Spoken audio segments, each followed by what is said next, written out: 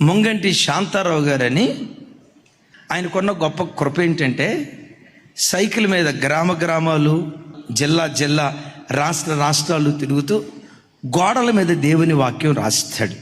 ఒక ప్రాంతం కాదు, 2 ప్రాంతాలు కాదు, బహుశా భారతదేశంలో అన్ని ప్రాంతాల్లో మ్యాక్సిమం అన్ని రాష్ట్రాలకు వెళ్ళి దేవుని వాక్యాన్ని గోడల మీద రాశాడు. అదిగో భయంకరమైన క్రూర మృగాలు ఉన్న అడవి, సింహాలు ఉన్నాయి, పులులు ఉన్నాయి, ఎలుకబంట్లు ఉన్నాయి. అయ్యా ఇదిగో గిరిగేస్తా ఉన్నాను, ఏ సింహం వచ్చినా గిరి దాకా వచ్చినా పర్వాలా, ఆ గిరి అవతలే నిలవబడాలి కానీ గిరి దాటి లోపలికి రాకూడదు. ఈ రాత్రి ప్రార్థనే నాకు కంచెగా ఉండునుగాక. ఈ రాత్రి ప్రార్థనే నాకు కావలి. తెల్లారి 6-7 అయింది, లేచాడు. లేచి చూస్తే ఆ చుట్టూత గీతకు అవతల సింహపు అడుగులు కనపడ్డాయట.